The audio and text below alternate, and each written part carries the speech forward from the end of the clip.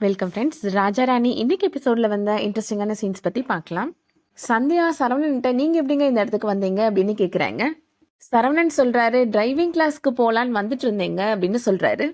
போற வழியில அந்த ஸ்கூல் பொண்ண அந்த பசங்க வம்பு பண்ணிட்டு இருக்கிறத பார்த்தேன், கையில முட்டெல்லாம் வச்சிருக்கிறத பார்த்த உடனே ரொம்ப டென்ஷன் ஆயிட்டேங்க அப்படின்னு சொல்றாரு. அதனால தாங்க கோபத்தை கண்ட்ரோல் பண்ணவே முடியல, இறங்கி அடிச்சிட்டேங்க அப்படின்னு சொல்றாரு. நான் பண்ணது தப்பாங்க அப்படின்னு கேக்குறாரு சரவணன். அதெல்லாம் தப்பு இல்லைங்க, ஆனா நீங்க அந்த ஸ்கூல் பையனை தான் அடிச்சிருக்க கூடாது, பாவம் அவன் ஏதோ ஆர்வ கோளாறுல பேசிட்டான் அப்படின்னு சொல்றாங்க. அவனுக்கு அட்வைஸ் பண்ணிட்டு மட்டும் நீங்க விட்டுருக்கலாம் அப்படின்னு சொல்றாங்க. அந்த பையன் ரொம்ப ஓவரா பேசினாங்க, அதனாலதான் அப்படின்னு சொல்றாரு சரவணன். நானே உங்க இடத்துல இருந்தா அந்த மாதிரி தான் நடந்திருப்பேன் அப்படின்னு சொல்றாங்க சந்தியா. சரி, உங்களுக்கு டிரைவிங் கிளாஸ்க்கு டைம் ஆயிரும், நீங்க கிளம்புங்க, நானும் ஸ்டேஷன் கிளம்புறேன் அப்படின்னு சொல்லிட்டு போறாங்க.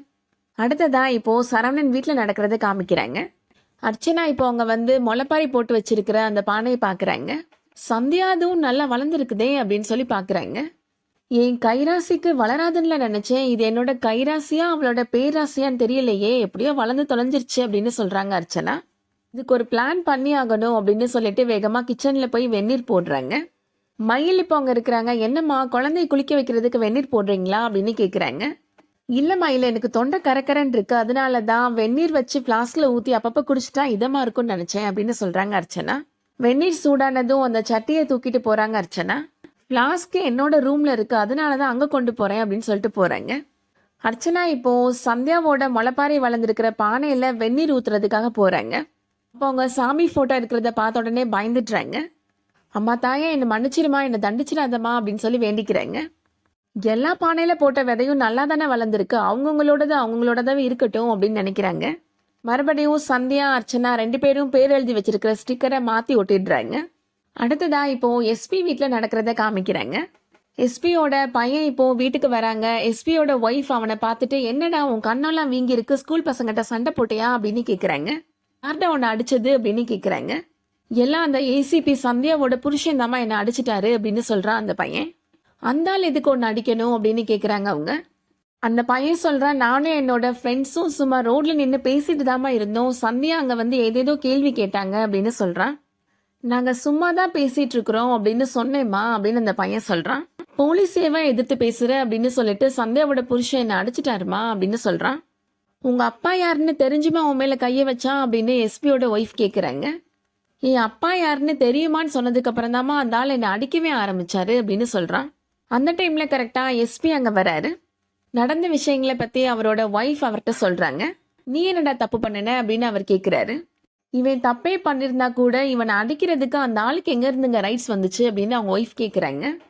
எஸ்பி இப்போ சந்தியாவுக்கு கால் பண்ணி உடனே என்னோட வீட்டுக்கு வாங்க அப்படின்னு சொல்றாரு. சந்தியாவும் இப்போ கிளம்பி எஸ்பியோட வீட்டுக்கு போறாங்க. சந்தியாவோட பையனை பார்த்த உடனே அவங்களுக்கு எல்லா விஷயமும் புரிஞ்சிருச்சு. நான் எதுக்காக உங்களை வர சொல்லியிருப்பேன் அப்படின்றது உங்களுக்கே இப்போ தெரிஞ்சிருக்கும் அப்படின்னு எஸ்பி சொல்றாரு. உங்க புருஷன் என்ன காரணத்துக்காக என்னோட பையனை அடிக்கணும் அப்படின்னு கேட்கிறாரு எஸ்பி. பொதுமக்களே சட்டத்தை கையில எடுத்தா அப்புறம் போலீஸ் நம்ம எதுக்கு இருக்கிறோம் அப்படின்னு கேட்கிறாரு. சார், அங்க நடந்த விஷயங்களை பத்தி நான் உங்களுக்கு சொல்றேன் அப்படின்னு எக்ஸ்பிளைன் பண்றாங்க சந்தியா. நம்ம ஸ்டேஷன் பக்கத்துல இருக்கிற ஸ்கூல்ல இருந்து ஒரு பொண்ணு கம்ப்ளைண்ட் பண்ணா சார் அப்படின்னு சொல்றாங்க. அதுக்கப்புறமா என்ன நடந்துச்சுன்றத பத்தி சந்தியா விளக்கமா சொல்றாங்க. அந்த பொண்ணு உங்ககிட்ட கம்ப்ளைண்ட் கொடுத்துச்சா அப்படின்னு எஸ்பி கேக்குறாரு. சந்தியா சொல்றாங்க, அந்த பொண்ணே அங்க பயந்துதான் சார் வந்தா, அவ எப்படி சார் கம்ப்ளைண்ட் கொடுப்பா அப்படின்னு கேக்குறாங்க. அந்த பொண்ணு சொன்னது உண்மையா அப்படின்றத நேர்ல போய் பார்த்து நீங்க நடவடிக்கை எடுத்திருக்கிறீங்க, நீங்க பண்ணது கரெக்ட் தான் அப்படின்னு சொல்றாரு அவரு. ஆனா உங்க புருஷன் எல்லாரையும் அடிச்சிருக்க கூடாது அப்படின்னு எஸ்பி சொல்றாரு. அநியாயம் எங்க நடந்தாலும் அவர் தட்டி கேட்க வந்துருவாரா அப்படின்னு கேக்குறாரு. எஸ்பி இப்போ அவரோட பையனை திட்டுறாரு. உன்னோட அம்மா என்கிட்ட உன்னை பத்தி நிறைய தடவை கம்ப்ளைண்ட் பண்ணிருக்கிறா, உன்னோட நடவடிக்கை சரியில்லைன்னு நான் தான் உன்னை கண்டுக்காம விட்டுட்டேன் அப்படின்னு சொல்றாரு. நீ உன்னோட ரூமுக்கு போ அப்படின்னு சொல்லிட்டு மகனை அனுப்பி வச்சிடுறாரு. ஒய்ஃபையுமே போய் அவனை பார்த்துக்கோ அப்படின்னு அனுப்பி வச்சிடுறாரு. அதுக்கப்புறமா இப்போ எஸ்பி சந்தியாட்ட சொல்றாரு, உங்களோட ஹஸ்பண்ட் பண்ணது தப்பு சந்தியா அப்படின்னு சொல்றாரு. தவறான காரியத்துக்கு நீங்க முன் உதாரணமா இருந்துடக்கூடாது அப்படின்னு சொல்றாரு. இந்த மாதிரி இனிமேல் நடக்காம பாத்துக்கோங்க அப்படின்னு சொல்றாரு. சரிங்க சார், சாரி சார் அப்படின்னு சொல்லிடுறாங்க சந்தியா. அடுத்ததா சரவணன் வீட்டுல நடக்கிறத காமிக்கிறாங்க. சரவணன் கையில அடிபட்டு ரத்தம் வரத பார்த்த உடனே சிவகாமி பதறி போயிடுறாங்க. கையில என்னாச்சுடா அப்படின்னு கேக்குறாங்க. கடையில ஏதோ தெரியாம இடிச்சிருப்பேன் போல அப்படின்னு சொல்லி சரவணன் சமாளிக்கிறாரு.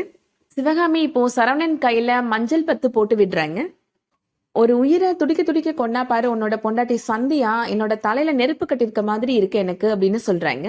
இதுக்கேத்த மாதிரி நீ இப்போ இப்படி வந்து நிக்கிற அப்படின்னு சொல்லி வருத்தப்பட்டு பேசுறாங்க. அதோட இன்னைக்கான எபிசோட் முடியுது. இந்த வீடியோ உங்களுக்கு பிடிச்சிருந்துச்சுன்னா லைக் பண்ணிக்கோங்க. ரெகுலர் சீரியல் அப்டேட்ஸ்க்கு நம்ம சேனலை சப்ஸ்கிரைப் பண்ணிக்கோங்க. தேங்க்யூ.